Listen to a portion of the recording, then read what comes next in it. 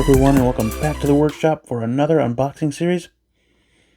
Today we have a very special unboxing, 4 to be exact. This is the Princess Bride line from McFarlane Toys. I know, it's not 6 scale, but these guys aren't available in 6 scale, so I had to get them from McFarlane Toys because that was my only option. Now, I was a huge fan of this movie growing up, so there's like tons of nostalgia. Those who watched my preview video a few months back would know what I'm referring to. This was a great movie, and a lot of fond memories watching this with family members, and just a very good movie, and again, tons of nostalgia. From the one-liners to the fight scenes, as campy as it was, this is one of my favorite movies. Not top 10, but it's there, in a top 50 at least. I'm going to take these 4 out of their boxes, and we're going to go through them individually. And here they are outside of the box, all plastic removed. I did manage to fit them all on the turntable.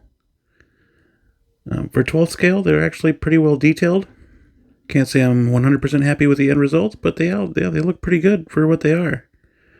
I'm not a huge collector of 12th scale, but once I knew the main 4 of the cast was going to be made, I jumped on the pre-order. But that was back in October. They were delayed up until now, really. I have seen them individually in stores, but my pre-order didn't arrive till just the other day, which I'm not a huge fan about, but they're finally here. I get to review them, and I get to put them on the shelf, so it'd be really awesome to have these guys in 6 scale. I do have Wesley, Dread Pirate Roberts, made by Quantum Mechanics, but they weren't able to finish the line, so got these guys in its place of 6 scale.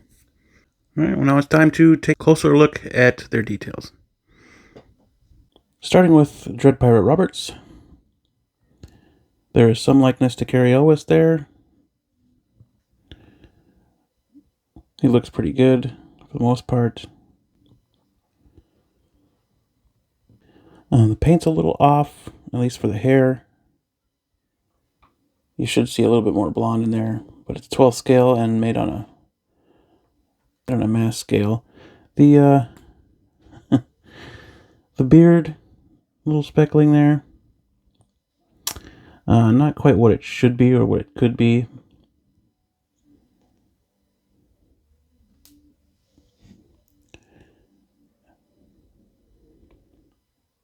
And the suit, everything's sculpted with rubber or hard plastic.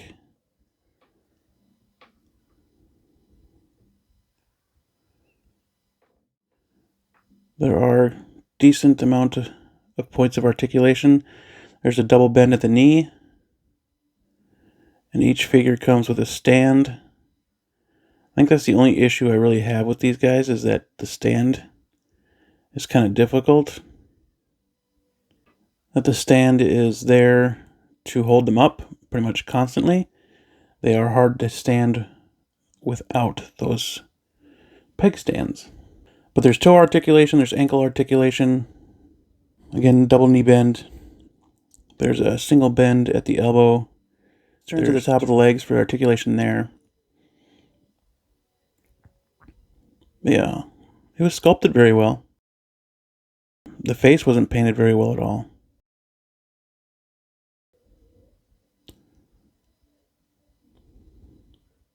And here's Buttercup, Princess Buttercup. There's a little bit of likeness again with this figure to Robin Wright. Can't say there's enough likeness, but they sculpted the hair really well. I like that. They got the earrings in there. That's pretty cool. This one's painted way better than Wesley, at least as far as skin texture goes. That 5 o'clock shadow / beard on Wesley just threw everything off. One thing I was iffy about is the rubber top with the fabric dress, and then hard plastic sleeves. I'm not a huge fan of that. I don't think it works very well, but it looks good in hand, so I'm not too upset about it. Going back up, not too bad. I mean, again, this is the reason she's got a double elbow bend. This is the reason why I don't collect 12th scale, especially from McFarlane. I feel like McFarlane Toys has lost their way a little bit. when it comes to action figures. Like, I collected a long time ago their Dragon lines and their Conan lines. But, yeah, I think they fell off just a little bit.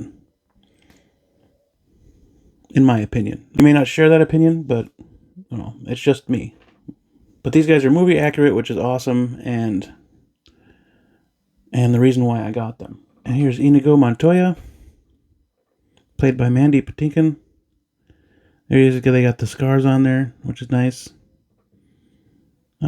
He's colored very nice. He's painted very well. Again, the clothes are sculpted really cool. He's got the double elbow bend and turn at the top of the bicep. And full wrist articulation, like ball joint at the wrist, which is awesome. Very cool. I haven't tried posing these guys yet or moving the joints too terribly much. Putting them on the stands kind of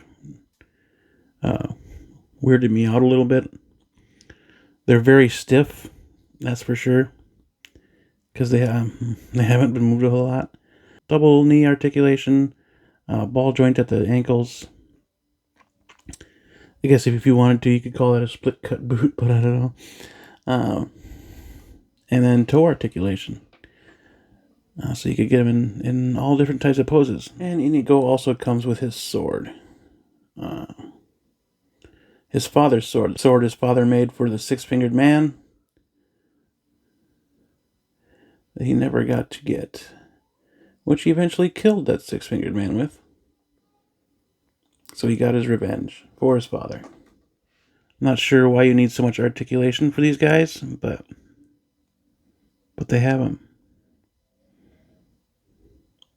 You could recreate the sword fight between Inigo and Dread Pirate Roberts if you really wanted to. But yeah, I really like Mandy Patinkin's character. Inigo, you killed my father. Prepare to die. Classic saying. Very cool indeed. And who could forget Phezik, played by Andre the Giant himself. Huge fan. This was my favorite character in the movie. Not happy with their choice of paint on the face. I'm not sure why they went so dark around the eyes, but still sculpted very well. I like the hair. Should be a little darker in my opinion. But that's his curly hair. Andrei Rusumov. They did a good job on the texture of the shirt. I like that very much. It seems to match the movie very well. They even got the little ties in there. Very good sculpt work on these shirts. They did a good job on that. Down to the belt. And the pants. Everything seems to match up fairly well with the movie. He does not have a double bend at the knee, but he does have a single bend. Ankle and toe articulation. And then his wrists are just forward and backwards because they're so large. They probably could have done a little bit more R&D into that, but looks pretty good. And one thing Phezik comes with is the peanut. Anybody want a peanut? I'm surprised they gave him one, and it's actually pretty large, even for his hands. So I think that was an interesting choice to use. But he does also come with a rock that he was about to throw at Wesley Dread Pirate Roberts before he put it down. So I'm going to get these guys into a pose, and I'm going to give them a score individually and as a group. And it would appear a rematch is underway. These guys weren't very fun to articulate or pose at the same time. You can see Wesley's base is a little crooked. Perhaps if I had widened the stance a little bit, but I didn't want to push it any further, really. Again, they had very stiff joints. I did have to heat up the hands to get the swords in, which didn't take much. It was just a blow dryer that I took to the hands. Warmed up the hands, was able to open it. But yeah, the joints are very stiff. I'm sure if I heated them up too, they'd be a lot easier to move. So I'm not too concerned about that if I ever needed to move them again. She knows he's a gentle giant. And not too much articulation in Phezik, but the other three have a lot of articulation. Also a reminder not to leave that sword in the sheath, as it will warp, and you don't want that to happen. Now, I really wish they would have had interchangeable hands. That would have been a nice feature. Wesley would have had a unmasked head sculpt. That would have been a nice feature. But overall, as a group for 12th scale figures, I'm going to rate this a flat number of 7. I really love this movie, so it's awesome to have these guys of any size in the collection. Rating individually, I'm going to give the Dread Roberts a 5. The painting on the face just threw everything off for me. There's splotches and it just doesn't look right. It doesn't look cool at all. Buttercup, it would be a 6. Inigo would be a 7. And Phezik would also be a 7. I really liked the paintwork they did on the head sculpt for Buttercup. It looked really good. But then when you move over to Inigo, it's a little more on the cartoonish side, but it's still good. So he's still a 7. They got the clothing sculpts right, which look awesome. They look phenomenal. Again, I really wish I wouldn't have the mixed media in Buttercup's clothing. That it just, I don't know, it just doesn't look right. You got the fabric, the rubber top, and then the hard plastic sleeves. It looks goofy. But overall, as a group, 7. This peanut makes 0 sense on how big it is. And then the rock, you can't really fit into his hand. But I'm super, super happy that they're in the collection. I'm not upset at all about that. I'm glad I got them. I don't regret it at all. Not sure where I'll put them just yet because I'm running out of shelf space. Fellow collectors know that issue. But that'll do it for me. Thank you for watching. Don't forget to hit that like button. Subscribe if you haven't already. And as always, be safe, be healthy, always be kind. And I'll catch you on the next one.